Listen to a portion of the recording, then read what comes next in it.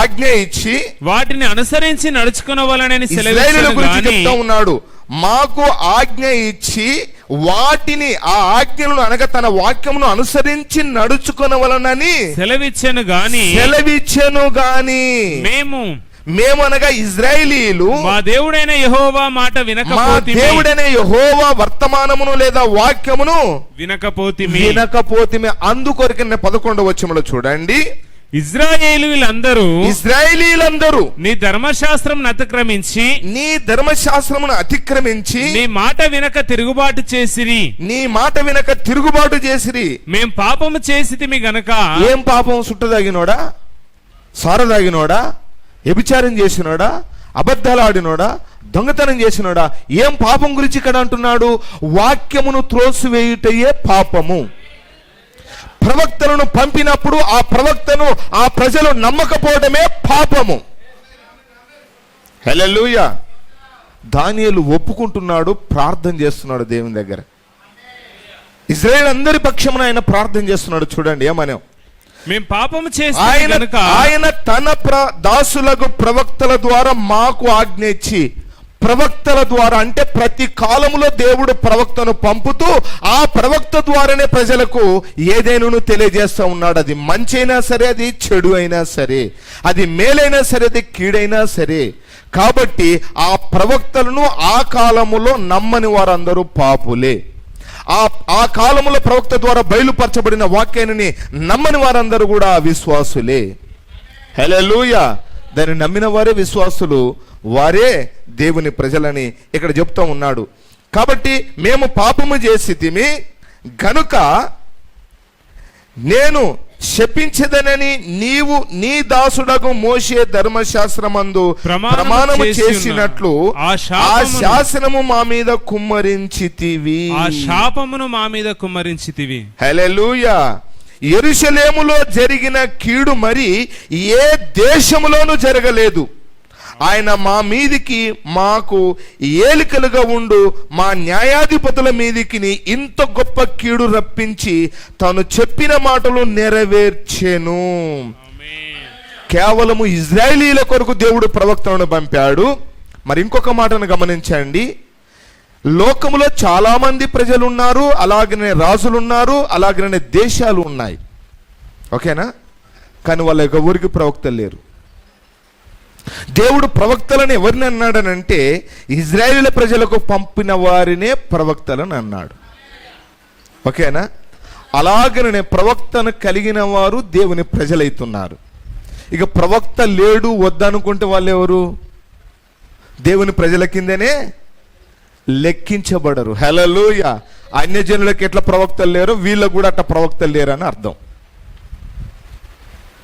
ఎంతమందికి అర్థమైంది? వింటున్నారా? ప్రవక్తను నమ్మకపోతే వాళ్ళ మీదకి ఏమొస్తున్నది?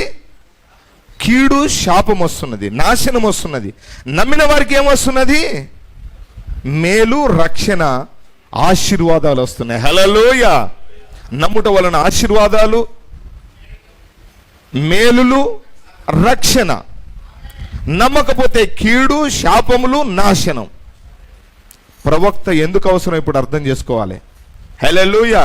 దేవుని దగ్గర నుంచి నీకు దీవెనలు కావాలన్నా, నీకు మేలు కావాలన్నా, ఆశీర్వాదములు కావాలన్నా నువ్వు ఖచ్చితంగా ప్రవక్త నమ్మి తీరాల్సిందే. వద్దనుకుంటే మిగతాయి నీకు వస్తాయి. హల్లెలూయా. అది వాళ్ళ ఇష్టం. కానీ ఇక్కడ మరి దేవుని వాక్యములో సామెతల గ్రంథము 25:2 చూడండి. సంగతి మరుగు చేయుట దేవునికి ఘనత. సంగతిని మరుగు చేయుట దేవునికి ఘనత. దేవునికి ఘనత. సంగతి శోధించుట రాజులకు ఘనత. ఆ సంగతి ఏమిటో ఏంటిది అనేదాన్ని తెలుసుకోవడానికి శోధించే వారికి ఘనత. ఎందుకు అనంటే అది తెలుసుకుంటారు కనుక వాళ్ళకి ఘనత వస్తుంది. అర్థమవుతుందండి? మరి దేవుని సంగతులను ఎవరు తెలుసుకుంటారు? సంగతిని దాచిపెట్టుటేమో దేవునికి ఘనత. అందుకనే మీరు సమాజంలో కనుక చూస్తే కొన్ని విద్యలు నేర్పించేవారు ఏదో ఒకటి వాళ్ళ దగ్గర పెట్టుకుంటారు, పూర్తిగా నేర్పరు. డ్రైవింగ్ అయినా సరే మొత్తం ఒకేసారి నీకు నేర్పరు. మళ్ళీ ఇదేంది సార్ అని చెప్పడానికి, అడగడానికి మళ్ళీ ఆయన దగ్గరికి నువ్వు రావాలి. అంతేనా కదా? ఇది లోకంలో ఉన్న విధానం. అలాగని అన్నీ నీకు తెలియజేస్తే నువ్వు చేతిలో ఉండవు. సగం తెలిస్తేనే ఎగురుతావు గనక పూర్తిగా చెప్తేనేవనే కొన్ని దాచుకొని పెట్టుకుంటాడు. ప్రైజ్ ది లార్డ్, హల్లెలూయా. అందుకనే మనం కూడా అంటాం, ఏం తెలియకముందు ఎగిరి పడతాండ్రా వాడు అని అంటాం. ఇంకన్నీ తెలిస్తే ఎట్టుండునో వీడు అని అంటాం. కాబట్టి కొద్దిగంత తెలిస్తేనే చంద్రమండలం మీదకి పోవాలనుకుంటాడు. మరి అంత తెలిస్తే ఆకాశ మండలం మీదకి పోతాడు. హల్లెలూయా. కాబట్టిగానే నువ్వెంత జ్ఞానివైనా నీకేం తెలియకుండా దేవుడు కొంత మరుగు పెట్టిండు. వాళ్ళు ఎంత శోధించినప్పటికీ కూడా ఈ సర్పము జాడేంటిదో వాళ్ళకి తెలియదు. దేవునికి స్తోత్రం కలుగును గాక. వాళ్ళు ఎంత జ్ఞానులైనప్పటికీ కూడా, వాళ్ళు ఎంత గొప్పవారైనప్పటికీ కూడా దేవుడు దాన్ని తెలియపరచలేడు. కాబట్టి ఇక్కడ మీరు జాగ్రత్తగా గమనించినట్లయితే, సంగతి దాచుట దేవునికి ఘనత అయితే మరి ఆ సంగతిని ఎవరు తెలుసుకుంటారు? ఎవరికి చెప్తాడు దేవుడు? ఒకవేళ ఇప్పుడు సంగతి ఒక విషయాన్ని మరుగుపరిచాడు, నువ్వు పోయి ప్రభువానికి స్తోత్రం నాయనా, నేను 40 రోజు నేను ఒక రోజు ఒక ఫాస్టింగ్ ప్రేయర్ ఉంటా ప్రభువా, ఇప్పుడు నాకు బయలుపరచు అని అంటే, ఓహో నేను ఫాస్టింగ్ ఈ రోజు అంతా కడుపు అంతా మార్చుకొని కళ్ళన్నీ మూసుకొని నోరంతా ఎండిపోయేటట్టుగా సుక్క నీళ్ళు తాగుకుంటూ ఉన్నాడు కాబట్టి పాపం చచ్చిపోతాడేమని వీనికి కొద్దిగా బయలుపరిచిండు అనుకో, వీడు ఆగుతాడా? ఏహే పరిశుద్ధాత్మ ఇప్పుడు నాతో మాట్లాడి నీతో ఎక్కడ కాదని అంటాడు. అంటాడా అనడా? ఏం మాట్లాడక ముందే రాత్రంతా దేవుడు నాతో మాట్లాడాను గొప్పలు చెప్తా ఉంటే అవునా కదా? ఒకవేళ నిజంగానే మాట్లాడితే అవుతాడా? దేవునికి స్తోత్రం కలుగును గాక. ఆహా, ఆయన ఒకరోజు ప్రార్థన చేస్తే అంత వచ్చిండు కనుక నేను ఇప్పుడు 3 రోజులు చేస్తాను, ఇంకొకటి వస్తాడు. ప్రభు ఆయన ఒక్కరోజు ప్రార్థన చేస్తే నువ్వు అంత ఇచ్చినావు కదా, ఇప్పుడు నేను 3 రోజులు చేస్తాను, నాకు ఎంత ఇస్తాయో అని అంటే, ఓహో నిజంగానే వీడు ఎక్కువ ప్రార్థన చేసిన వీనికి ఇంకో కొద్దిగా ఎక్కువ ఇచ్చిన అనుకో, వీడు ఉంటాడా? ఓ 3 రోజులు ప్రార్థన చేస్తేనే దేవుడు అంతిస్తే ఏది పేర్లు పెట్టేది పిలిచిండు. ఇప్పుడు ఇంకేంటిది, ఈ రోగాలు అయిపోతున్నాయి, దయ్యాలు పోతున్నాయి అని, అబ్బా ఇప్పుడు నేనేం చేస్తా, 10 రోజులు ప్రార్థన చేస్తా. ఇప్పుడు 10 రోజులు చేసాడు. ఓరి వీడు ఇంకా 10 రోజులు చేసిండు అనుకోని వీనికి కొద్దిగా ఎక్కువ ఇచ్చినాను. ఇంకోటి ఏం చేస్తాడు, 40 రోజులు ఉంటాడంట. ఇట్టా దేవుడు ఏమైపోతాడు? హల్లెలూయా. గలిబిలి దేవుడిని చేస్తాం మనమాట, ఆయనే గలిబిలి అయిపోతాడు. కాబట్టి దేవుడు అట్లా నువ్వు ప్రార్థన చేస్తే ఇచ్చేవాడు కాదు. దేవుడు ఏదన్నా బయలుపరిస్తే అది ఒక్కడికే బయలుపరుస్తాడు. ప్రైజ్ ది లార్డ్, హల్లెలూయా. ఏం ఉపవాస ప్రార్థన పాస్టర్ లేకుండగానే విశ్వాసులంతా రోజు ప్రతి శుక్రవారం వచ్చి ఉపవాస ప్రార్థన చేస్తే వీళ్ళకేమో బయలుపరచడు. కానీ వారమంతా తిరిగి వచ్చి రాత్రి దేవుడు నాకు బయలుపరచండి నేను ప్రార్థనలో ఉంటే అని చెప్పుకునే ఈ పాస్టర్ని ఎట్ట నమ్మాల నేను? మీకు అర్థమైందని నేను చెప్పింది? వారం ఉపవాస ప్రార్థన ఉంటేనో విశ్వాసులకు ఏం బయలుపరచలేడు దేవుడు. వారమంతా సంఖకు జోలేసుకొని తిరిగి వచ్చి నాకు నిన్న రాత్రే శనివారం రాత్రే బయలుపరచిండు, ఇప్పుడు పొద్దున అంతా కక్కుతానంటే ఈయన నెట్ట నమ్మాలి నేను? వారం విశ్వాసం, వారం నెలంతా 4 సార్లు ఉపవాసం ఉన్న విశ్వాసకు ఒక ముక్క అర్థం కావట్లేదు, ఒక్క విషయం చెప్పట్లేడు దేవుడు. ఉపవాస ప్రార్థనలో కూర్చోడు కానీ ఈయనకు దేవుడు బయలుపరిచిండంటే ఎట్ట నమ్మాలి నేను? ఇదేమో నువ్వు నమ్మిపించుకుంటావు లోకంలో. వాక్యములో ఎవరు చెప్పని కార్యాలను ఈ కాల ప్రవక్త విలియం బ్రెనహం గారికి దేవుడు బయలుపరిచిండు, అది రుజువుపరచండి ఎవరైనా చెప్పినట్టుగానే అంటేనేమో నీకు ప్రవక్త అవసరం లేదని అంటావు. నిన్నెట్ట నమ్మాలే? హల్లెలూయా. నీకు అర్థం కాకపోతే అర్థం కాకపోవచ్చు, అది ప్రవక్తకు బయలుపరిచిండు. నేను ఉపవాసం ఉండకున్నా నాకు అది అర్థమవుతుంది. కారణం ఏంటిది తెలుసా?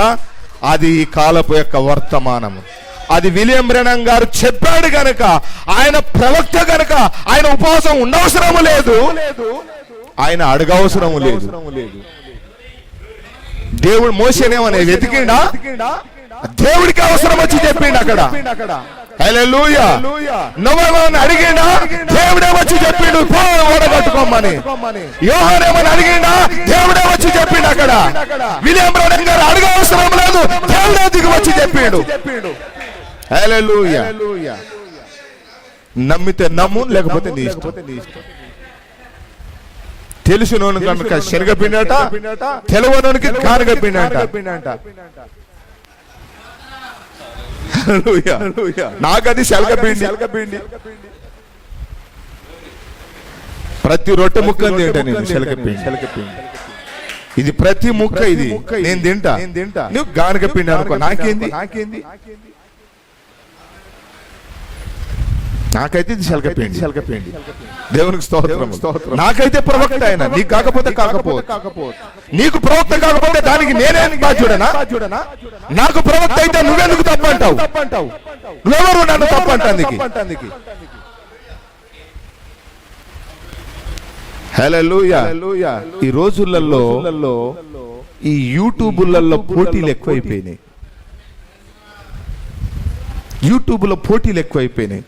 కొంచెం చదువు వచ్చింది, కొంచెం జ్ఞానం వచ్చింది, కొంచెం నాగరికత పెరిగింది. ఈ తనను మెసేజ్ పెట్టడం అసలు మెసేజ్ ఇది బాబు, దీన్ని పెట్ట అక్కడికి. నువ్వు పెట్టే మెసేజ్ వాడు వినడు. నువ్వు చెప్పు, నమ్మితే నమ్మిడు, లేకుండా లేదు. తర్వాత చూద్దాం. దేవునికి స్తోత్రం కలుగును గాక. జ్ఞానమును ఎదుర్కొనే విశ్వాసం. ఈ వర్తమానములో ప్రవక్త 70-71 పేరాలో మాట్లాడుతూ ఉన్నాడు. మనము మన జీవితాన్ని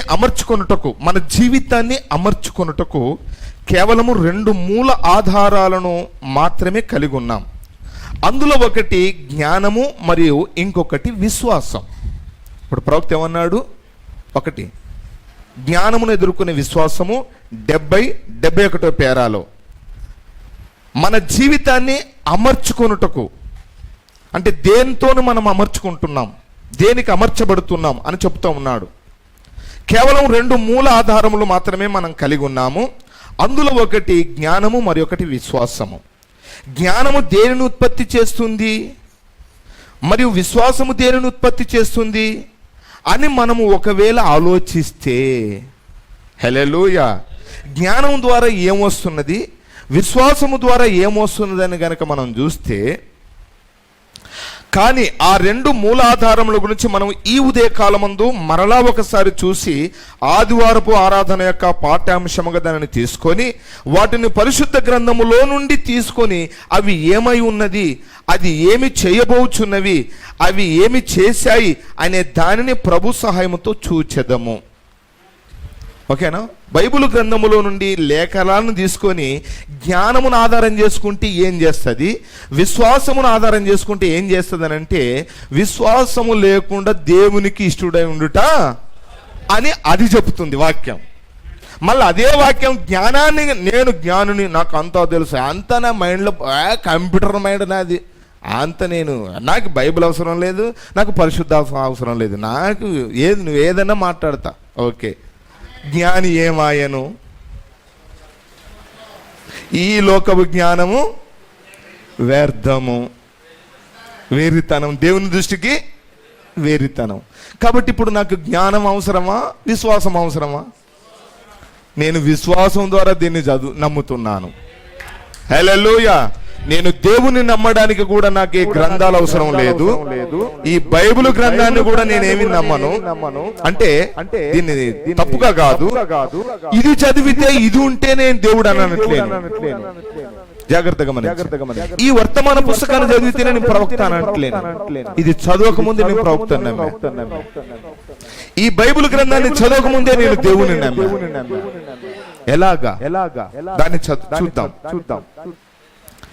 దాని తర్వాత చూద్దాం.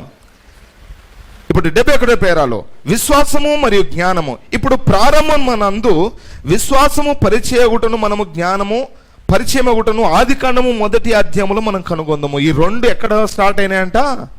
ఏదెను తోటలోనే స్టార్ట్ అయినాయి, జ్ఞానము మరియు విశ్వాసము. నేటి వరకు ఆ 2 మూలాధారములు ఇంకా మానవ జాతికి పరిచయము చేయబడుచున్నవి.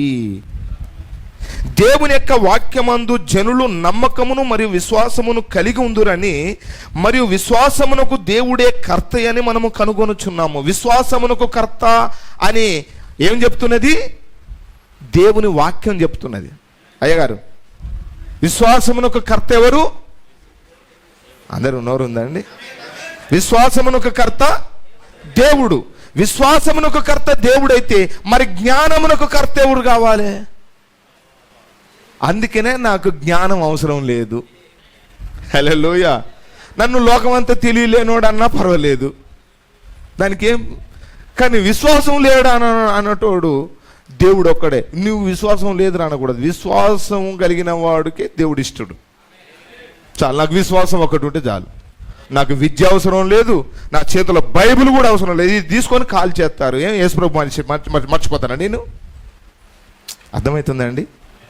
బైబిల్ గ్రంథాలను తీసి కాల్ చేస్తున్నారు. అయితే విశ్వాసం పోద్దా? ఇక దేవుడు వెళ్ళిపోతాడా నా లోపల నుంచి?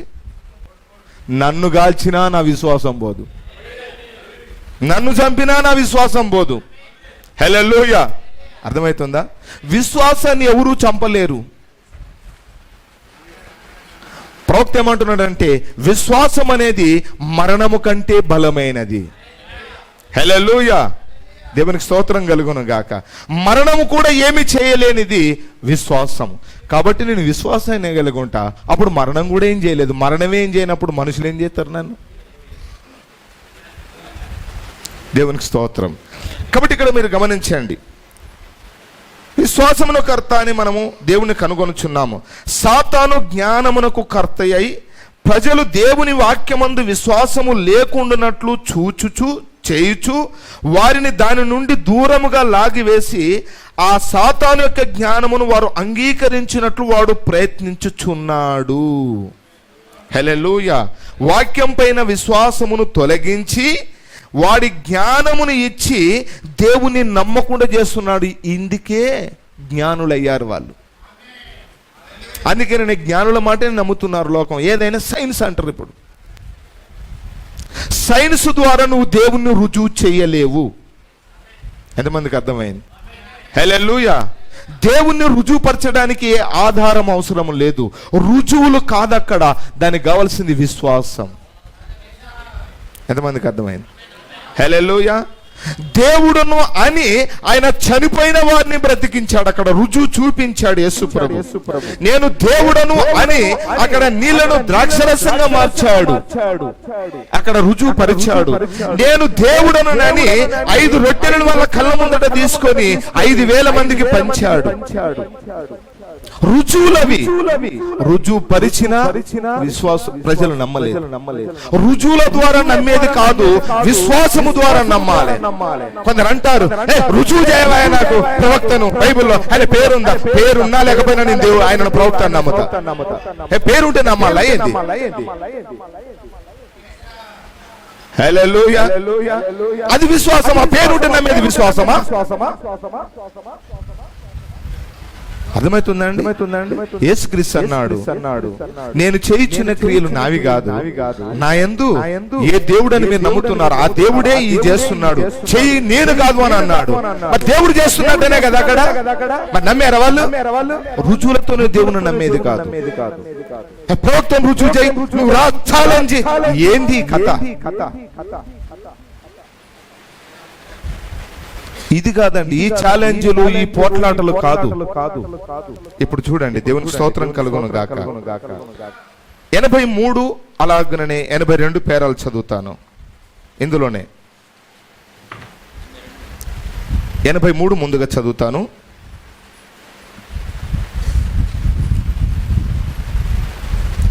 ఇప్పుడు మనము మొదటిగా జ్ఞానమును తీసుకొని దాని గురించి కనుగొందాం. జ్ఞానము తర్కమును కలిగి ఉండును. జ్ఞానం ఏం చేస్తుందంట? తర్కాన్ని, అంటే వాదిస్తూ ఉంటుంది. తర్కం, ఇది జ్ఞానం. ఓకేనా? సరే, తర్వాతగా 82వ పేరాలో ఇప్పుడు ఇక్కడ 2 వైపులా పిల్లలను కలిగి ఉన్నారు. దేని వైపున? విశ్వాసం అనేది ఒకటి ఉన్నది, జ్ఞానం అనేది ఒకటి ఉన్నది. ఈ 2 వైపుల పిల్లలు కలిగి ఉన్నారంట. అందరికి అర్థమవుతుందండి? విశ్వాసం వైపు పిల్లలు ఉన్నారు, దేవుని పిల్లలు. అలాగనే జ్ఞానం వైపు పిల్లలు ఉన్నారు. ఇక వాళ్ళని ఎవరిని అందాం తర్వాత చూద్దాం. ఇక్కడ రెండు వైపులా పిల్లలను కలిగి ఉన్నారు. ఇప్పుడు మనము మాట్లాడుకొనుచున్న జ్ఞానము ఏమవుచున్నది? ఈ వాక్యమంతా సత్యము అనే దానిని జ్ఞానము అంగీకరించదు. నీ జ్ఞానముతోని ఆ వాక్యాన్ని నమ్మలేవు. దేవునికి స్తోత్రం కలుగును గాక.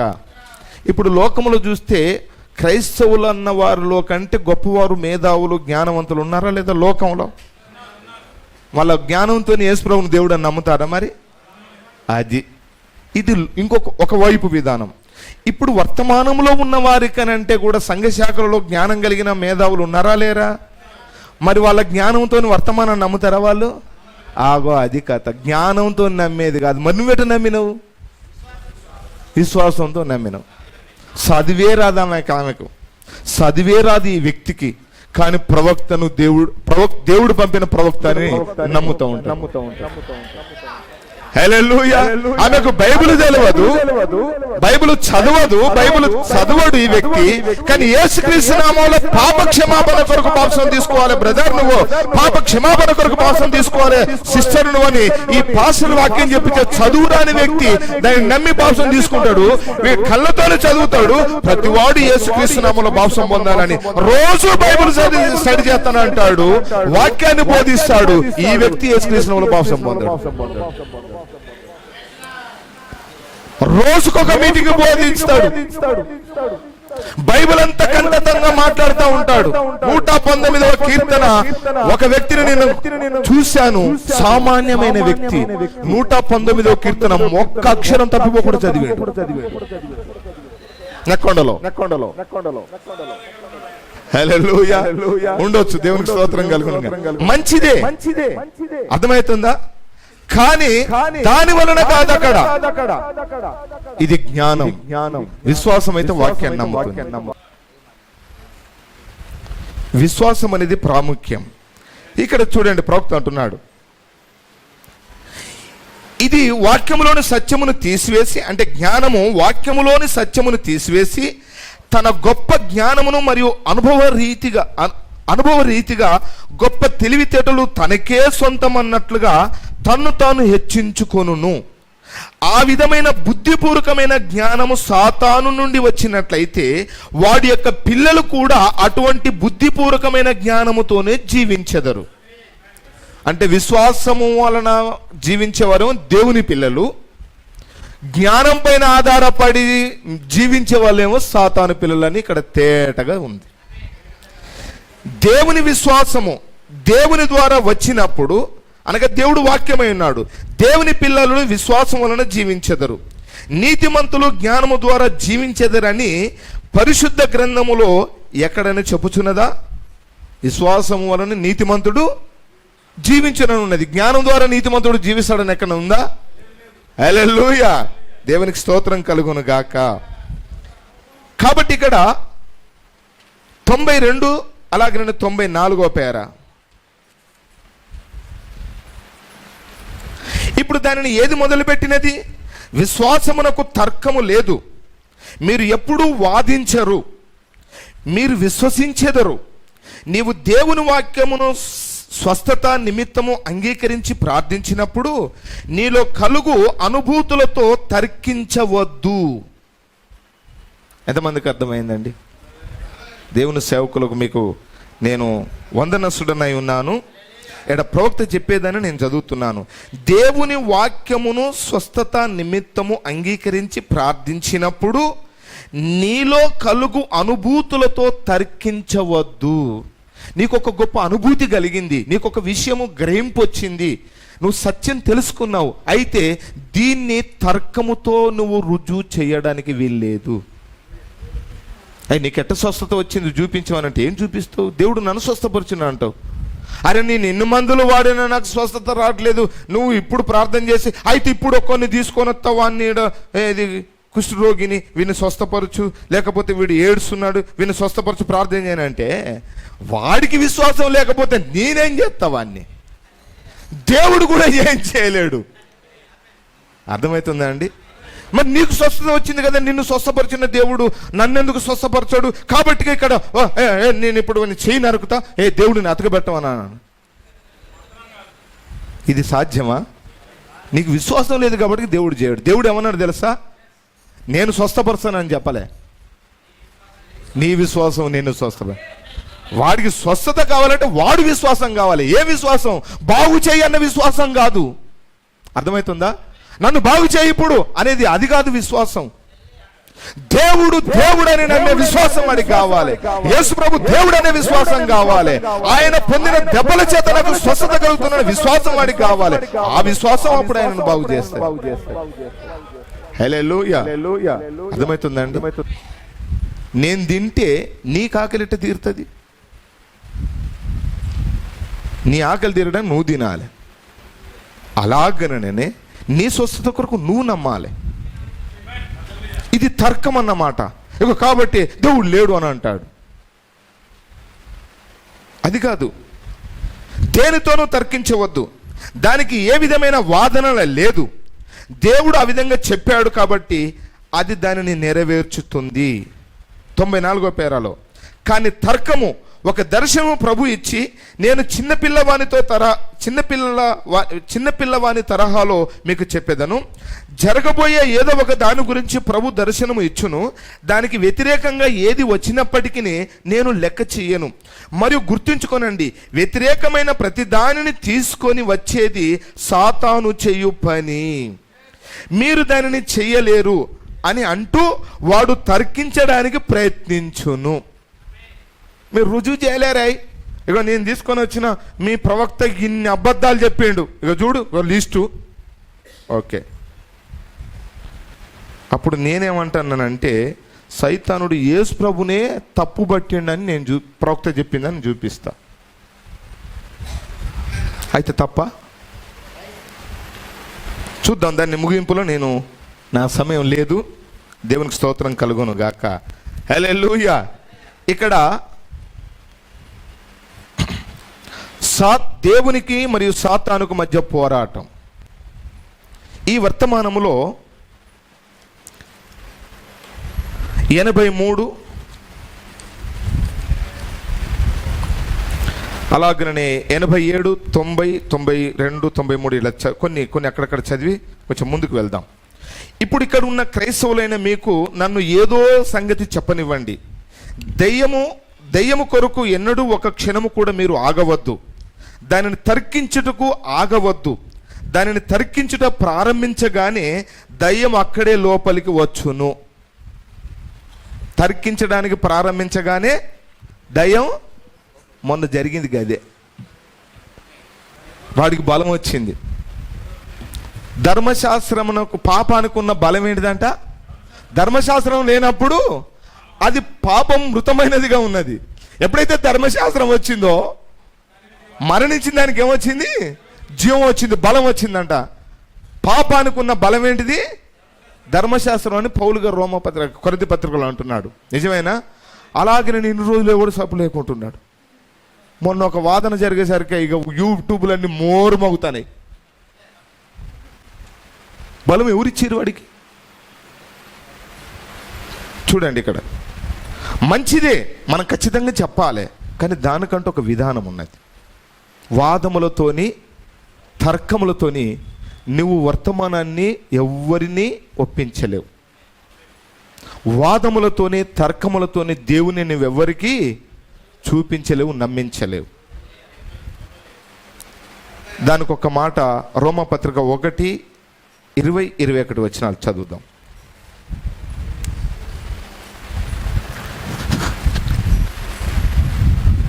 చూడండి, మనకున్న అనుభూతులు మనకే కానీ అవి ఇతరుల కొరకు పని చేయవు. అది ప్రవక్త అన్నది. చూద్దాం త్వరగా. రోమపత్రిక 1:20-21. ఆయన అదృశ్య లక్షణములు అనగా ఆయన నిత్యశక్తియు దేవత్వమును జగదుత్పత్తి మొదలుకొని సృష్టింపబడిన వస్తువులను ఆలోచించటం వలన జగదుత్పత్తి అనగా భూమి మొదలుకొని ఆయన సృష్టించినటువంటి వస్తువులను ఆలోచించుట వలన ఆలోచించుట వలన, అనగా ఈ చెట్టట పుట్టింది, దీనికి విత్తనం ఎక్కడి నుంచి వచ్చింది, దీనికి రంగు ఎక్కడి నుంచి వచ్చింది, దీనికి రుచి ఎక్కడి నుంచి వచ్చింది, ఇట్లా ఆలోచించుట వలన తేటపడుతున్నది.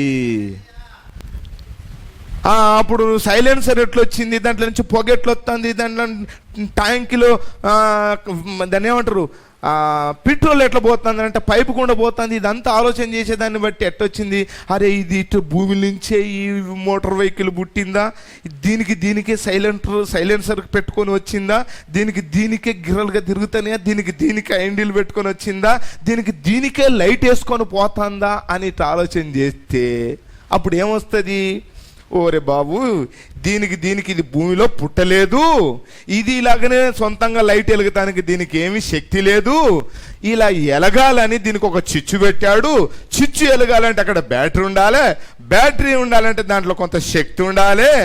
ఇదంతా కూడా ఆలోచిస్తే ఆఖరికి అర్థమైందనంటే దీనికి ఒక కంపెనీ ఉన్నది, కంపెనీ ఓనర్ ఉన్నాడు, దీనికి ఒక ఇంజనీర్ ఉన్నాడు, వాడు డిజైన్ చేసి తయారైందని అటు తెలుస్తుంది. హల్లెలూయా. అలాగుననే ప్రతి చెట్టు దాని రంగు, దాని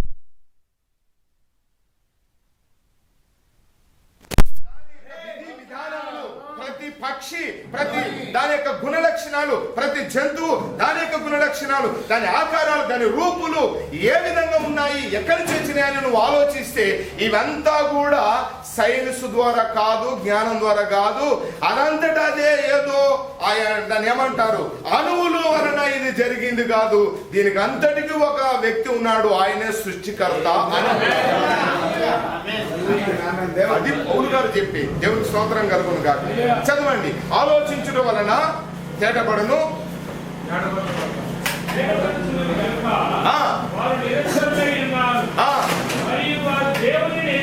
వారు దేవుని ఎరిగిలు కానీ అది వాదాలు పెట్టుకున్నారంట, ఇది ఎట్టొచ్చింది అది ఎట్టొచ్చింది, ఒకటి దేవుడు ఉన్నాడు, దేవుడు ఎట్ట చేసిండు, ఇది అదే వాదాలు పెట్టుకున్నారంట. ఆ వాదముల దగ్గర ఏమయ్యారు, ఇద్దరు విఫలమైపోయారు, వ్యర్థులైపోయారు. నమ్మినోడు అంతే, నమ్మనోడు అంతే. దేవునికి స్తోత్రం కలుగుతుంది. ఎవరు రుజువు చేయలేకపోయారు. ఒకడేమో ఏది లేదు దేవుడే చేసిండు, ఎట్ట చేసిండు చూపించావా నాకు అని ఒకడు అంటాడు. ఎవరు వాడిని వీడిని ఒప్పించలేదు, వీడు వాడిని ఒప్పించలేదు. ఇప్పుడు అర్థమైందా? ఇదే పౌలు గారు అనేది మన ప్రవక్త అంటున్నాడు. దేవుని స్తోత్రం కలుగును గాక. ఇప్పుడు ఇక్కడ ఉన్న క్రైస్తవులైన మీకు నన్ను ఏదో ఒక సంగతి చెప్పనివ్వండి. దెయ్యము కొరకు ఎన్నడూ ఒక క్షణము కూడా మీరు ఆగవద్దు, దానిని తర్కించుటకు ఆగవద్దు. దానిని తర్కించుట ప్రారంభించగానే దయ్యము అక్కడే లోపలికి వచ్చును. నీవు దేవుని యందు తర్కించలేవు, నీవు దేవుని అర్థం చేసుకొనలేవు, నీవు కేవలం దేవుని నమ్మవలసినదే. చూచారా, నేను దేవుణ్ణి వివరించలేను. ఎవరు కూడా నేను చాలా సంగతులను వివరించలేను ఎవరు కూడా అని ప్రవక్త తనను కలుపుకొని మాట్లాడుతూ ఉన్నాడు. కానీ ఒకే ఒక విషయము, నేను దానిని నమ్మేదను. ఎందుకనగా ఆయన అలా చెప్పి ఉన్నాడు. ఇప్పుడు మనలో ఎవరు కూడా దానిని వివరించలేరు, దానిని వివరించడానికి ప్రయత్నించవద్దు. ఎవరన్నారు ఈ మాట? హల్లెలూయా. తర్వాతగా 87, తర్కించవద్దు, దానిని తర్కించుటకు ప్రయత్నించవద్దు, దానికి ఎటువంటి తర్కములు లేవు, నీవు దానిని నమ్ము అంతే. ఒక సంగతిని గూర్చి కూడా నీవు కారణము వెతకవద్దు. ఎందుకనగా గుర్తుంచుకోనండి, నీవు దేవుని అంగీకరించే ఒకే ఒక మార్గము కేవలము విశ్వాసము ద్వారా మాత్రమే. కారణమును బట్టి కాదు, అర్థము చేసుకొనుటను బట్టి కాదు, వివరించలేము. నీవు దేనిని వివరించవద్దు, నీవు ఒక దానిని నమ్ముము. నీవేమి అనుభూతి చెందుచున్నావో అది కాదు, నీవు దానిని అనుభూతి చెందావా అని యేసు ఎన్నడూ అడగలేదు. ఆయన చెప్పాడు, నీవు దానిని నమ్ముచున్నావా, ఎంతవరకు అర్థం చేసుకున్నావని దేవుడు ఇలాగ అడగడట. కానీ నువ్వెంతవరకు దాన్ని నమ్ముతున్నావు? అది సరియే, దేవుడు ఏమి చెప్పి ఉన్నాడో దానిని మాత్రమే నీవు నమ్ముము. నేను నీకు వివరించలేను, వారు ఆ విధంగా చేయకూడదు. 90 నుంచి మరి 93 పేరాలు. ఒకవేళ వైద్యులు వచ్చి అబ్రహామా, నీవు 100 సంవత్సరాల వయసు గలవాడవు, నీ భార్య 90, నీవు ఏ విధంగా కుమారుని పొందబోచున్నావు అని అడిగితే ఏమను? ఆయన రుజువు ఏం చేస్తాడు అక్కడ? ఇప్పుడు అబ్రహాము చెబితే మంచిది, ఇప్పుడు నేను మీకు చెబుతాను అది ఈ విధంగా అని ఒకవేళ ఆయన ఏమన్నా కారణాలు చెప్పిండు అనుకో, వాళ్ళు అక్కడ నమ్ముతారా? దాన్ని నమ్మలేరు. మీరు చూడండి, ఒక సమయం ఉండబోచున్నది, అప్పుడు మేము ఒక దానిని త్రాగబోచున్నాము మరియు ఇది చేయబోచున్నాము మరియు ఆ రకమైన మార్పు రాబోచున్నది. అబ్రాము దానిని వివరించలేకపోయాను. అంటే ఏదో రసం తాగుతాం, అప్పుడు బిడ్డ పుడతాడు, లేకుంటే పొట్ట పెరుగుద్ది, లేకపోతే శరీరం మార్పు వస్తుంది, లేదంటే టాబ్లెట్ వేసుకుంటాం అప్పుడు ఇట్ట అవుతుంది అట్ట, ఇవన్నీ చెప్తాడు ఆయన. ఆ వివరణ ఆయనకు అవసరం లేదు. ఎట్ట జరుగుద్దో నాకు తెలియదు, ఎట్ట పుడతాడో నాకు తెలియదు, కానీ ఆయన ఏం చెప్పాడంటే నాకు కుమారుడు పుడతాడో అన్నాడు. అరే ఊరుకోవాయా, మేము నమ్మం దాన్ని, ముసలిలోకి ఎట్ట పుట్టిండు, ఎవరికైనా పుట్టిండో చూపించి ఇప్పుడు అని అంటాడు. ఎట్ట రుజువు చేస్తాడు ఆయన? హల్లెలూయా. పుట్టినాకనన్నా నమ్మాలా లేదా? సరే పుట్టక ముందు నమ్మలేదు, మరి పుట్టినాకనన్నా నమ్మాలా? నమ్మిరా మరి? ఇప్పుడు నమ్మనోడు అప్పుడు ఎందుకు నమ్ముతాడు? అప్పుడు నమ్మనోడు ఇప్పుడు ఎందుకు నమ్ముతాడు? నాకు తెలియదు. అప్పుడు అబ్రహాము అంటున్నాడు, నాకు తెలియదు, మీకు తెలిసిన దానికన్నా ఎక్కువగా నాకేమీ తెలియదు, మేము దానిని కలిగి ఉండబోతున్నామని ఆయన చెప్పిన దానిపైననే, ఆ ఒక్క సంగతి పైననే నేను విశ్రాంతి తీసుకొనుచున్నాను మరియు నేను దాని కొరకు చూచుచున్నాను అని అబ్రహాము ఆ విధంగా చెప్పి ఉండేటివాడు. అవునయ్యా, ఇప్పుడు కావలసినదంతా అదే, కేవలం దానిని తీసుకొనుము, దానిని నమ్ము. దేవుడు ఆ విధంగా చెప్పాను, అది అన్ని సంగతులను సిద్ధపరచును, ఎందుకనగా దేవుడు దానిని చెప్పి ఉన్నాడు. ఇప్పుడు ఎట్టా నమ్మేది? హల్లెలూయా. దేవుడు దానిని చెప్పి ఉన్నాడు గనుక. అర్థమవుతుందండి? ఏమని చెప్పి ఉన్నాడు? ఏమని చెప్పి ఉన్నాడు? నేను ప్రవక్తయగు ఏలియాను మీ వద్దకు పంపుదును అన్నాడా? ఎప్పుడు పంపుతానన్నాడు? దానికన్నా మొదటి వచనం నుంచి చదవాలి. ఏలైనగా నియమింపబడిన దినము వచ్చుచున్నది, అది కొలిమి కాలును, గర్విష్ఠులందరూ దుర్మార్గులందరూ కొయ్య కాలువలే ఉందురు, వారిలో ఒకనికి వేరైనను చిగురైనను లేకుండా రాబోవు దినము కాల్చివేయ దినము రాకమునుపు అందరినీ కాల్చివేయనని సైన్యములకు అధిపతియగు యెహోవా సెలవిచ్చుచున్నాడు. ఇది ఆయన సంకల్పం. ఎవరిని? దుర్మార్గులను కాల్చివేస్తాడంట. అర్థమవుతుందా అండి? అయితే ఆ సమయంలో నీతిమంతులు కూడా ఉన్నారు అక్కడ. ఇప్పుడు ఆ నీతిమంతులను కాల్చివేస్తాడు గనక, ఆ దుర్మార్గులను కాల్చివేసే సమయంలో నీతిమంతులు కూడా చనిపోతారు గనక, అప్పుడు దేవుడు ఏం చేస్తున్నాడు? 5-6వ వచనంలో మాట్లాడుతున్నాడు, ఆ యెహోవా నియమించిన భయంకరమైన ఆ మహాదినము రాకమునుపు, హల్లెలూయా, నేను ప్రవక్తయగు ఏలియాను మీ యొద్దకు పంపుతును. ఎవరి యొద్దకు? నీతిమంతుల దగ్గరికి. ఆ వాక్యాన్ని నమ్మేవారికి, ఆ ప్రవక్తను నమ్మేవారి దగ్గరికి ఏమో ప్రవక్తను పంపుతున్నా అన్నాడు. ఆ ప్రవక్తను నమ్మని వారికే ఆ అగ్ని నాశనం చేస్తుంది. హల్లెలూయా. అర్థమవుతుందండి? గొర్రెలలో మేకలు కలిసి ఉన్నాయి, మేకలలో గొర్రెలు కలిసి ఉన్నాయి. అలాగనే అవిశ్వాసులలో మనం కలిసి ఉన్నాం, మనలో అవిశ్వాసులు కలిసి ఉన్నాయి. ఇప్పుడు దేవుడు ఏం చేయాలి? వేరు చేయాలి. ఎలాగ చేస్తాడని అంటే, ఇదిగో ఈ ప్రవక్త ద్వారానే వేరు చేస్తాడు, ఈ వర్తమానం ద్వారానే వేరు చేస్తాడు. అక్కడ ఆ వేరు చేయబడిన తర్వాతగా వాళ్ళ విశ్వాసం ఎప్పుడైతే వాక్యం పైన వస్తుందో, విశ్వాసులను ముందుగా నాశనానికి ముందు లేపుకొని పోతాడు. ఆ తర్వాతనే మిగిలిన అవిశ్వాసులను కాల్చివేస్తాడు. అందుకొరకేనే నీకు నాకు ప్రవక్త అవసరమై ఉన్నాడు. హల్లెలూయా. ఎందుకనంటే తాను సంకల్పించిన దానిని బయలుపరచకుండా ప్రభు అయిన యెహోవా ఏమి చేయడానంటే, అక్కడ అగ్ని చేత కాల్చివేసేదానికి ఇప్పుడు ఆయన నీతిమంతులను రక్షించడానికి ప్రవక్తను పంపుతున్నాడు కనుక, ప్రవక్తను పంపి రక్షించకుండా, ఆ యొక్క ప్రవక్త లేకుండా వాళ్ళకి హెచ్చరిక చేయకుండా నాశనము చేయడు, రక్షణ తీసుకురాడు. అందుకొరకనే ప్రవక్త అవసరం. దేవునికి స్తోత్రం కలుగును గాక. 104వ పేరాలో కానీ చూడండి ఏమిటి నా అంశం ఏమిటి? పోరాటము. దానిని గూర్చి తర్కించడానికి నీవు ప్రయత్నించేలా సాతాను చేస్తుంది మరియు నీవు దానిని చెయ్యవద్దు. తర్కించడానికి సాతానుడు ఏమంటాడంట? ఉసిగొలుపుతాడంట, రెచ్చగొడతాడంట, లేదంటే కేకలు వేస్తాడనంట. దేవునికి స్తోత్రం కలుగును గాక. చాలా ఉన్నాయి కానీ నేను మరి పుత్రస్వీకారము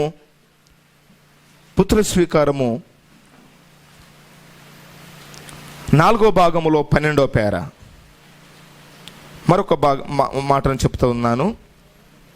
పుత్రస్వీకారము 4వ భాగము 12వ పేర ప్రవక్త ఇక్కడ అంటున్నాడు చూడండి. దాని గురించి వారికి చెప్పండి. ఎవరికి? వర్తమానము లేదా సత్యము నువ్వు నమ్మిన దేవుడు, నువ్వు నమ్మిన ప్రవక్తను తెలియని వారికి చెప్పండి. సోదరుడా, సమయం ఎక్కువ లేదు. ఇక్కడ ఎంత కష్టంగా కనిపించినా కానీ చివరి శ్వాస విడిచి ఆవలకు చేరు వరకు దానిని నువ్వు చెయ్యవలను. ఏంటిది? స్వార్థ చెబుతూనే ఉండాలి, వాళ్ళు నమ్మినా నమ్మకపోయినా. ఇది మన పని, మన డ్యూటీ. మనం చెబుతూనే ఉండాలి. అవునండి, దానిని చేయుటకు వేచి ఉండవద్దు. అంటే చెప్పడానికి ఆగవద్దు. ఎవరు నమ్మరు కదా అని మనం ఆగి ఉండొద్దంట.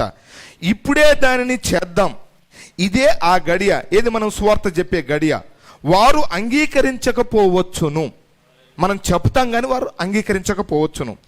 దాని గురించి వారు చిరాకు పడవచ్చును, కానీ వారికి దాని భావము తెలియదు. నిజంగానే వారి ఉద్దేశం అది కాదు. వారు మంచివారే. వారు నిన్ను చిరాకు పరుచున్నప్పుడు నిజంగా వారు అలాగూ చేయవలని చేయుట లేదు, గమనించవలను. వారు తమకు నేర్పించిన దానిని పట్టుకొని వేలాడుచున్నారు. వారి ఉద్దేశమును నువ్వు చూడగలవు. వారితో నీవు వివాద పడవద్దు, ఎవరితోనూ గొడవ పడవద్దు. అయితే కేవలము వారిని ప్రేమించుము. తర్వాత వారు వినకపోతే వారి కొరకు ప్రార్థించుము. అంతేగాని చూసుకుందాం రారా, నా ప్రవక్తను ఏందో నువ్వు చూపిస్తారా? నా ప్రవక్తను అబద్ధ ప్రవక్త అంట. నువ్వెవరవండి? ఆయనే సైలెంట్గా ఉంటే. ఒకవేళ అబద్ధ ప్రవక్త అంటాను, మూతి వంకర పోగొట్టడా? దేవుడు తలుచుకోడు, చేయడా? యారా, నేను దేవుణ్ణి, నా ప్రవక్తను రుజువు చేయనా? ఇప్పుడు విలియం బ్రానమ్ గారు నేను లేపి మళ్ళీ అద్భుతాలు చేపిస్తా, చేయలేడా? దేవుడికి తెలియలేదా? దేవుడికి ఏమైనా శక్తి లేదా? దేవుడికి ఏమైనా ఆలోచన లేదా? దేవుడు నిద్రపోతున్నాడా? ఆయనకు లేని బాధ నీకెందుకు? నీ పనేంది? వాదం పెట్టుకోవడం కాదు, నీకు తెలిసింది చెప్పుకుంటా పో. బ్రదర్, నేను నమ్ముతున్నాను దీన్ని. హల్లెలూయా. నేను నమ్ముతున్నాను వాక్యాన్ని. యేసుక్రీస్తు నామములో బాప్తిసం నమ్ముతున్నాను, నేను తీసుకున్నాను. నేను ప్రవక్తని నమ్ముతున్నాను, ఏలియా ప్రవక్త రావాలని నమ్ముతున్నాను. ఒకవేళ నీకేమన్నా అవసరం అని కూడా చెప్తా, అంతేగాని నేనైతే రుజువులు చేయలేను, నేను మిసాలు దువ్వలేను, తొడగొట్టలేను. కేవలం విశ్వాసం ద్వారా నమ్ముతా బ్రదర్.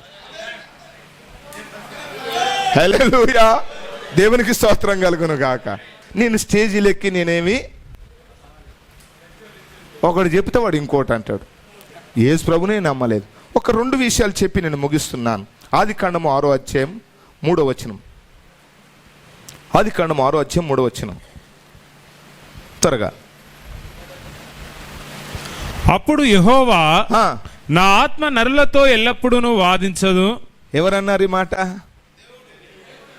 ఎప్పుడన్నాడు? నోవాహు కాలంలోనే అన్నాడు. యెహోవా ఏమంటున్నాడు? నా ఆత్మ నరులతో ఎల్లప్పుడూ వాదించదంట. పరిశుద్ధాత్మ ఉంటే వాదించేదానికి పోదు, పరిశుద్ధాత్మ ఉంటే ప్రకటించడానికి పోతుంది. ఎంతమందికి అర్థమైంది? ప్రకటించడానికేమో ఇంట్లో పండుకుంటావు, వాదించడానికేమో స్టేజీలు ఎక్కుతూ ఉంటావు. ఏంది ఇది పాస్టర్ల గోల? హల్లెలూయా. దేవుడే అన్నాడు, నా ఆత్మ వాదించదు, ఆత్మ ప్రకటిస్తుంది. వారు వినునను వినకపోయినను మీ మధ్యలో ఒక ప్రవక్త ఉన్నాడని ప్రకటించమని అన్నాడు ఆయన. ఆత్మకార్యం అది.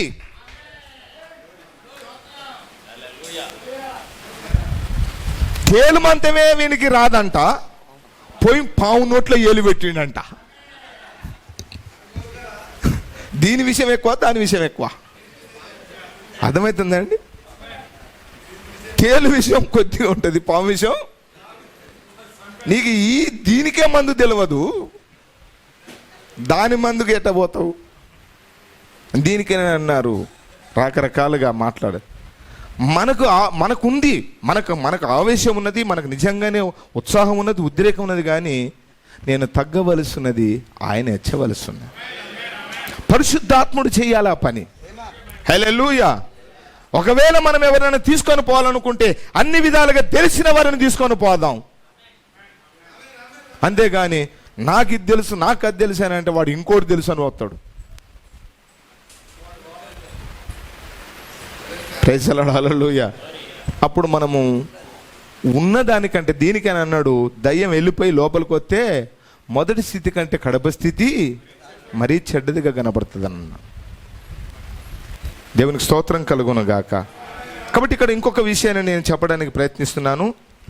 నోవాహు కాలములో వాడు ఏం చేస్తున్నాడు అంటే చూడండి, 7వ అధ్యాయము 1 తర్వాతగా 4 తర్వాతగా 10 ఆది కాండములో మనం చదివాం ఇంతకు ముందే. ఈ తరమోరులో నీవే నీతి, యెహోవా ఈ తరం వారిలో నీవే నా ఎదుట నీతిమంతుడవై ఉండుట చూచితిని గనుక నీవును నీ ఇంటి వారును ఓడలో ప్రవేశించుడి. తర్వాతగా 4వ వచనం, ఎందుకనగా ఇంకను 7 దినములకు నేను 40 పగుళ్ళు 40 రాత్రులను భూమి మీద వర్షం కురిపించి. ఆ 6వ అధ్యాయము ముగింపులోకి వచ్చేసరికి నోవాహు దేవుడు చెప్పినట్టుగా అట్లు చేశాను అని ఉన్నది. ఆమేన్. తర్వాతకి ఇప్పుడు 7వ అధ్యాయంలో ఏమంటున్నాడు, నీవును నీ ఇంటి వారును ఓడలో ప్రవేశించండి. ఇప్పుడు ఓడలోనికి పోయారా లేదా? అర్థమవుతుందండి. నోవాహు అంతకు ముందు ఏమని చెప్పిండంటే నోవాహు ఎందుకో ఓడ కడుతున్నా, ఏం చేస్తాను అంటే ఇంకా భూమి మీద దేవుడు భూమి మీద వర్షం కురిపించబోతున్నాడు, ఈ భూమి అంతా మునిగిపోబోతున్నది, లోకమంతా నాశనం కాబోతున్నది అంటే ఎంతవరకు మనుషులందరూ మునిగిపోతారా? మనుషులే కాదు, ఇండ్లు కూడా మునిగిపోతాయి. ఇండ్లే కాదు, తర్వాత చెట్లు కూడా మునిగిపోతాయి. చెట్లు కూడా కాదు, ఆ యొక్క పర్వతాలు కూడా మునిగిపోతాయి. ఇది ఎవరైనా నమ్ముతాడా? ఆయన నువ్వు చెప్తున్నావు, ఎప్పుడైనా జరిగిందా ఆయన? నోవాహు నమ్ముతారా ఎవరైనా? సత్యమే చెప్పిండు కానీ నమ్మడు. నోవాహు కాలంలో ఉన్నట్టుగానే ఉంటుంది అని అన్నడా లేదు యేసు ప్రభు? దేవునికి స్తోత్రం కలుగును గాక. ఎవరు నమ్మినా నమ్మకపోయినా, అందరు నమ్ముతలేరు కదా, అసలు ఓడ కట్టినా కానీ అన్ని పైసలన్నీ ఖర్చు అయిపోయినాయి, ఏం పోవద్దా? ఏమన్నా పోదామా? బయటని అడిగిండా, వస్తారా మీరు అట్లా అడిగిండా? ఎవరు వచ్చినా రాకపోయినా ఇప్పుడు ఏం చేసిండు ఆయన? నీవే నా ఎదుట నీతిమంతుడు అయి ఉండట సూచింది కనుక ఓడలో లోపలికి పొమ్మన్నాడు. ఎవరు వచ్చినా రాకపోయినా, ఎవరైనా నమ్మినా నమ్మకపోయినా లోపలికి పోయాడు. ఇక అప్పుడు ఏం చేసిరు తెలుసా? ఆయన పోయాడు, పోదాం పారా నాయన. ముసలుడు ఒక్కడే పోయినా ఈమె వచ్చింది. అమ్మ పోతాంది రారా అని ఇంకోటి వచ్చిండు, అన్న పోతాను రాడా అని ఇంకోటి వచ్చిండు, మా ఆయన పోయినాని ఈమె వచ్చింది. అందరు లోపలి పోయారు. నమ్మిన వాళ్ళు ఒక్కొక్కరు పోయారు. అర్థమవుతుందండి? నమ్మని వాళ్ళు అందరూ ఎప్పుడు వస్తాయంటే నీళ్ళు 120 సంవత్సరాల నుంచి ఇదే చెప్తున్నాను, నీళ్ళు వస్తాయని. ఇప్పుడు నేను లోపలి పోతాను, వస్తే రావో చూడు అని అన్నాడు. నేను బయట ఉన్నాక నీళ్ళు వస్తే మళ్ళీ నేను కూడా కొట్టకపోతా, నా పడవ కొట్టకపోతే నేను కొట్టకపోతా. అందుకనే దేవుడు అయితే లోపలి పోయాడు. ఏమయ్యా నోవాహు వచ్చినా? దేవునికి స్తోత్రం. అప్పుడు వచ్చింది, నిజమే, ఇప్పుడు లోపలికి పొమ్మన్నాడు కదా, మరి ఇప్పుడు పడాలి కదా. ప్రభు ఏమైందని అంటే, నువ్వు లోపలి ఓడ కట్టినప్పుడు వస్తాయని చెప్పలే నేను, నువ్వు లోపలికి పోమ్మన్నా కానీ పోయినాక వస్తాయని చెప్పలే నేను, ఇంక నువ్వు 7 దినములు అని అన్నాడు. హల్లెలూయా. దాన్ని అర్థం చేసుకున్నారా మీరు అక్కడ? అంటే నోవాహు 120 సంవత్సరాలలో వర్షం వస్తుంది అని చెప్పిండు. ఓడ కట్టుడు అయిపోయింది. ఏమైనా ఓడ కట్టిన వచ్చింది ఆ నీళ్ళు అని అన్నారు. లోపలికి పోయినాక వస్తాయని అన్నాడు. లోపలికి పోయినాక వచ్చినాయా? ఇప్పుడు అడిగాడు. నేను అటు చెప్పలే, నువ్వు అనుకున్నప్పుడు వస్తాయని చెప్పలే, ఇంకా 7 రోజులు ఆగమని అన్నాడు. దేవునికి అప్పుడు ఎంత తప్పులు చూపించాలో నోవాహు పైన, ఎంత అబద్ధికుడని చూపించాలో లోకానికి. ఓడ కట్టినప్పటి నుంచి వస్తానే అన్నాడు, లోపలికి పోయినాక వస్తానన్నాడు, ఇంకా 7 రోజులు అంటాడు. అబద్ధ పాస్టర్ కాకపోతే ఏంద్రా ఈ బోధకుడు? అలాగన ప్రజలు అనుకున్నారు, దాన్ని నమ్మలేదు. అయితే ఖచ్చితంగా దేవుడు 7 రోజులైన తర్వాత 10వ వచనం చదవండి. 7 రోజులైన తర్వాతగా మొదటి రోజులో బల్లేదు, 2వ రోజులో బల్లేదు, 3వ రోజులో బల్లేదు, 4వ రోజు బల్లేదు, 5, 6 బల్లేదు, 7 అయినా బల్లేదు, కానీ 7వ రోజు అయిపోయిన తర్వాత పడ్డాయి. 10వ వచనం. 7 దినములైన తర్వాత 7 దినములైన తర్వాత ప్రవాహ జలములు భూమి మీదకి వచ్చాను. దేవునికి స్తోత్రములు. నోవాహు అనుకున్నట్టుగా కాదు, బోధించినట్టుగా కాదు, దేవుని సంకల్పము ప్రకారంగా జరుగుద్ది. ప్రవక్త అన్నాడు, నేను ఊహతో చెప్తున్నాడు 7 దర్శనాలు. ఏమైంది 7వ దర్శనం? అగో హిల్లరీ క్లింటన్ అది వచ్చింది, ఏది కమల హారిస్ ఆమె వచ్చింది, మీ ప్రవక్త చెప్పిండు స్త్రీ అయినప్పుడు అబద్ధం అని చెప్తున్నాడు వాడు అవతల ఒకడు. యూట్యూబ్లో విన్నారా మీరు? అట్లా చెప్పలేదు దేవుడు. దేవునికి స్తోత్రం కలుగును గాక. మనం ఎత్తబడకుండా అగ్ని కురవదు. ఎందుకంటే అగ్ని కురిస్తే మనం కూడా అందులో కాలిపోతాం కనుక మనం ఫస్ట్ పోవాలి. నేను పోయేదాకా భూమి కాలిపోదు, నేను పోయినాకనే భూమి కాలుతుంది. దానికి గ్యారంటీ నేను. హల్లెలూయా, దేవునికి స్తోత్రం కలుగును గాక. నేను ఉన్నానంటే భూమి కాలదు, నేను పోయినాక కాలుతుంది. నేను లేనని తెలుసుకో, కాలిపోకపోతే అడుగున్నాడు వచ్చి. దేవునికి స్తోత్రం కలుగును గాక. ఆదికాండం 3వ అధ్యాయము 3 నుంచి 7 వచనాలు కానీ ఇక్కడ 1-2 మాటలు చూద్దాం ముగింపులో. ఆదికాండం 3వ అధ్యాయం 3వ వచనం. అయితే తోట మధ్యనున్న చెట్టు ఫలములను గూర్చి 2వ అధ్యాయములో 17వ వచనంలో దేవుడు అన్నాడు, ఇది తిను దినమున నిత్యముగా చచ్చెదవు అని అన్నాడు. అంతేనా? ఇది మనకు తెలిసిన విషయం. ఇప్పుడు 3వ అధ్యాయములో 3వ వచనమును చూస్తున్నట్లయితే, తోట మధ్యనున్న చెట్ల ఫలములను గూర్చి దేవుడు మీరు చావకుండానట్లు వాటిని తినకూడదనియు వాటిని ముట్టకూడదనియు చెప్పినని సర్పముతో అనెను. సర్పముతో అవ్వ చెప్పింది తినకూడదు సావరని. అందుకు సర్పము, ఇప్పుడు సర్పం ఏమంటుందనంటే మీరు చావనే చావరు. మీరు చావనే ఎవరిని గురించి? హల్లెలూయా. దేవుడు ఏం చెప్పాడు? చస్తారు అని అన్నాడు. ఈ దేవుడు ఎప్పుడు చెప్పాడు? తిను దినమున చచ్చెదవు అని అన్నాడు. అంతేనా కదా? దేవునికి స్తోత్రం కలుగును గాక. ఈ మాటనే సర్పము అవ్వని అడిగింది. ఏమ్మా ఏం చెప్పిండు మీకు దేవుడు? తినొద్దు ముట్టొద్దు అన్నాడు. ఓహో, ముట్టకూడదు అనేది పెద్ద రెవల్యూషన్ వచ్చింది, గొప్ప రెవల్యూషన్ కొత్తది వచ్చింది. అంటే నాకంటే ఈమె సరిగ్గా వినలేదు కనుక ఈమెను ఏం చేసినా అది వాడికి అర్థమైపోయింది. Okay right. ఇప్పుడు తినొద్దు, తింటే చస్తావని అన్నాడుగా. దేవుడిని కట్టి చెప్పిండు కానీ నేను దానికి ఇప్పుడు గ్యారంటీ. నువ్వు తిను, ఈ రోజు నుంచి నిమిషాలు లెక్క పెడతా. ఇప్పుడు తిను. 1:01 అయింది, తినడు. ఇప్పటి నుంచి ఏమన్నా అయిందా? కళ్ళు తిరిగినట్టు అయితేనే పెన్షన్ ఇచ్చినప్పుడు అంటారు కదా, అరగంట తర్వాత ఉబ్బినా వాసినా లేకుంటే గిల పెట్టినా లేకపోతే ఏమన్నా కళ్ళు తిరిగినట్టయినా వామిటింగ్ వచ్చినా మళ్ళీ ఇంకొకటి ఎత్తని అంటాడు కదా. అబ్జర్వేషన్లో పెడతారు కదా 24 గంటలని. ఇట్లా పెట్టిండు 24 గంటలు అబ్జర్వేషన్లో పెట్టిండు. 24 గంటల వరకు తిను దినమున ఖచ్చితంగా 24 గంటలు అయిపోయి 24 గంటల 1 నిమిషం అయిపోయిన తర్వాతగా నిన్ను పరీక్ష చేస్తా, నీలో ఏమన్నా మార్పు వచ్చిందో చూపు నాకు అన్నాను. తిన్నాడు, 1 రోజు చూసిండు, 2 రోజులు చూసిండు, 24 గంటలు అయిపోయింది, ఏమన్నా అయిందంటే ఏం కాలే. అది నేను చెప్పిన కదా, నువ్వు సావనే సావని అన్నా నీ దేవుడు సస్తడు అని చెప్పిండు. నా మాట రైటా? దేవుడు చెప్పింది రైటా? చూడు, ఇప్పుడు పరీక్ష చేసుకో. అబ్బా, నిజంగానే ఎంత గొప్ప జ్ఞానం నీది. అసలు దేవుడు చెప్పింది దానికంటే నువ్వు చెప్పింది నాకు రైట్ కనపడింది. అర్థమైందా? దేవునికి స్తోత్రం కలుగును గాక. అయితే ఇప్పుడు ఏం చేస్తావు తెలుసా? నువ్వు తిన్నావు, నీకేం కాలేదుగా, మీ ఆయన కూడా చేయిపోతుంది. ఆయన కూడా ఏం కాదు.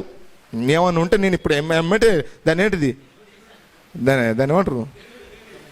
కాదు ఇరుగుడు కాదు, ఇంకొక టాబ్లెట్ ఇస్తారు కదా ఏమన్నా అయితే, రియాక్షన్ కాకుండా నేను గ్యారంటీ. హల్లెలూయా, దేవునికి స్తోత్రం కలుగును కాక. ఆదాము తిన్నాడు, ఏమన్నా అయిందా మీ ఆయనకు? 24 గంటలు కాదు, ఆయనకు 48 గంటలు పెడదాం పట్టు. 48 గంటలు అయింది, ఏం కాలే. 1 వారం అయింది, 2 వారాలు అయినాయి, 3 వారాలు అయినాయి, నెల అయిపోయింది, సంవత్సరం అయింది, 2 సంవత్సరాలు అయింది, 3 సంవత్సరాలు అయింది, 100 సంవత్సరాలు అయింది, ఏమి కాలే. ఇప్పుడు పోయిండు. దేవుడు అబద్ధికుడు. తిను దినమున చస్తావని అన్నాడు.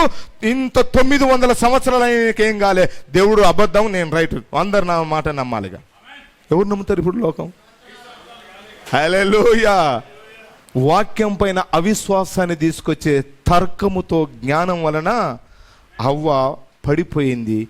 ఈ లోకములో కూడా అలాగనే నేనేమంటానంటే విశ్వాసము తప్ప ఇంకేది పనిచేయదు. దేవుడి మాటలను దీవించును గాక. Hallelujah, hallelujah. God bless you. తిరిగి సమయాన్ని దైవచనులకు ఇస్తున్నాను. దేవుని మహిమ పరదామా. హల్లెలూయా. తీస్తా.